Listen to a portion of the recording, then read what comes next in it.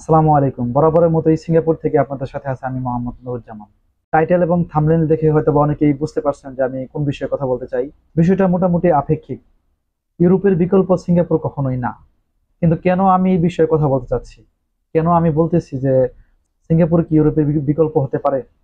তো আশা করতেছি আপনারা পুরো ভিডিওটাই আমার সাথে থাকবেন ইনশাআল্লাহ। চলুন শুরু করা যাক।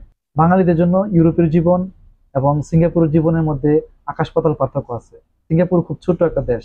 এখানে ফ্যামিলি সহ সেটেল হওয়া অনেক কষ্টকর এবং এখানে তো সহজে সেটেল হওয়া যায় না। শ্রমিক হিসেবে এসে আপনি দেখা গেছে এরকম লাখে একজন খুঁজে খুঁজে পাওয়া যাবে যারা ফ্যামিলি হিসেবে সেটেল হতে পারছে। কিন্তু ইউরোপে আপনি যেভাবেই যান, একজন লেবার হিসেবে যান বা ভালো যে কোনো ভিসায় যান, ওখানে সেটেল হওয়া খুবই ইজি। কিন্তু যেই বিষয়টা আজকে আমি কথা বলতে চাই সেটা হচ্ছে বাংলাদেশের এভারেজে প্রায় 1.5 কোটি লোক প্রবাসী। তার মধ্যে বেশিরভাগই হচ্ছে মধ্যপ্রাচ্যের। হ্যাঁ, ইউরোপের ইতালিতে সবচেয়ে বেশি প্রবাসী বাংলাদেশি, অন্যান্য দেশেও আছে। বাংলাদেশের যে প্রেক্ষাপট, মানুষ যেভাবে বাংলাদেশ থেকে ইউরোপে যাওয়ার জন্য পাগল এবং যেভাবে যেতে চায়, সেই হিসেবে ইউরোপ কিন্তু খুব কম মানুষে যেতে পারে। এক্ষেত্রে বাংলাদেশের যে দালাল সিন্ডিকেট, এরা এই সুযোগটা ব্যবহার করে। কিভাবে? এটা হয়তো বা আমরা সবাই বুঝি, কিন্তু বারবার আমরা এটা ভুলে যাই। আমরা মনে করি এটা আমাদের সাথে ঘটবে না বা আমার সাথে ঘটবে না, তাই আমরা ওই পথে পা বাড়াই।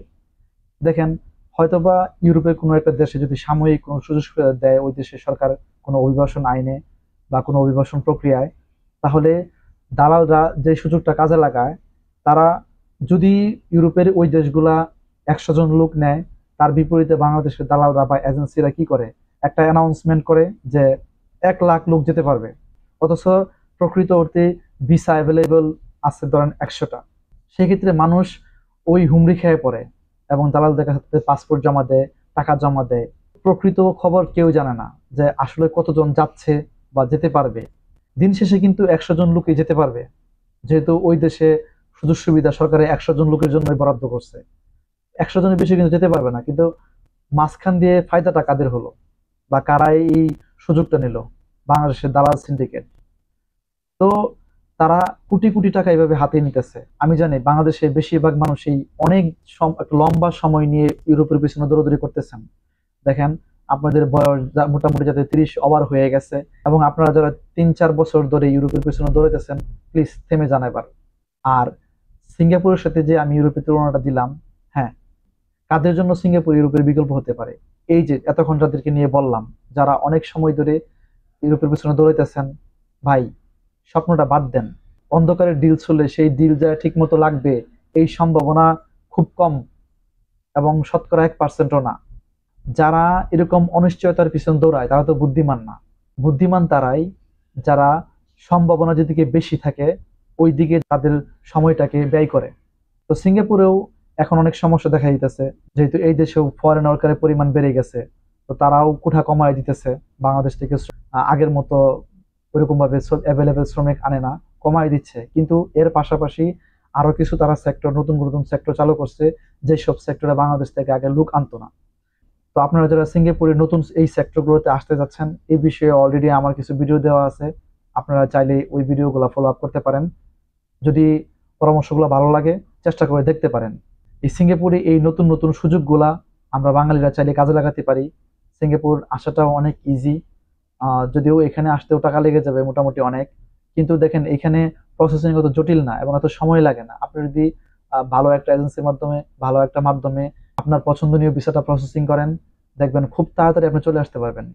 এবং সিঙ্গাপুর আসার পর আপনার জীবনের ক্রাইসিস গুলো মোটামুটি সমাধান হওয়ার পর একটা স্থির সময়ে গিয়ে যদি আপনার কাছে মনে হয় যে আপনার ইউরোপের স্বপ্নটা পূরণ করতেই চান, সিঙ্গাপুর থেকেও সেটা সম্ভব। এবং আমি মনে করি বাংলাদেশের চেয়ে সিঙ্গাপুর থেকে ইউরোপের স্বপ্নটা পূরণ করা আরো বেশি সহজ। আমি আসলে সিঙ্গাপুরের সাথে ইউরোপের বা ইউরোপের সাথে সিঙ্গাপুরের তুলনায় দিতে চাচ্ছি না। দুইটা দেশেই অতুলনীয়। এই দুইটা স্থানেই ভিন্ন ভিন্ন কারণে তারা জনপ্রিয় এবং এই দুইটা স্থানেই আহ অনেক সুযোগ সুবিধা আছে। তবে ফ্যামিলি সহ সেটেল হওয়া তো অবশ্যই ইউরোপ বেস্ট। কিন্তু তুলনামূলকভাবে যদি বাংলাদেশ থেকে প্রসেসিং এর কথা বলেন এবং সময়ের কথা বলেন এবং আপনার জীবনের ঝুঁকির সম্ভাবনার কথা বলেন, তাহলে আমি বলবো সিঙ্গাপুর ট্রাই করে দেখতে পারেন। হ্যাঁ, আপনার যদি পরিচিত কেউ থেকে থাকে যিনি সুনিশ্চিত ভিসা দিবে, সেক্ষেত্রে আপনি চোখ বন্ধ করে ইউরোপের জন্য অপেক্ষা করেন। আর না হয় দালালের কথা শুনে, এজেন্সির কথা শুনে আপনি ইউরোপের স্বপ্ন দেখতে থাকবেন বছরের বছর। ভাই বন্ধ করেন। আপনার যদি বিদেশ আসতেই হয়, যদি আসতেই চান, তাহলে সিঙ্গাপুর আসেন। সিঙ্গাপুরে এসে আপনি মোটামুটি একটা লেভেলে পৌঁছানোর পর আপনি এখান থেকেও ইউরোপের স্বপ্নটা পূরণ করতে পারবেন ইনশাআল্লাহ। তো আশা করি বুঝতে পারছেন যে আমি কেন ইউরোপের বিকল্প হিসেবে সিঙ্গাপুরের কথা বললাম। আমার সাথে সবাই একমত হবেন ব্যাপারটা এরকমও না, আর একমত হওয়াটা জরুরিও না। আমাদের মধ্যে অনেক মতানৈক্য আছে। দিন শেষে আমরা সবাই একজন আরেকজনের মতামতকে শ্রদ্ধা করি, ভালোবাসি। একজনের মত আমার ভালো না লাগলে আমি অ্যাভয়েড করার চেষ্টা করি, আর যদি ভালো লাগে তাহলে ওগুলো কিভাবে নিজের জীবনে সহজভাবে প্রয়োগ করা যায় তার জন্য চেষ্টা করি ইনশাআল্লাহ।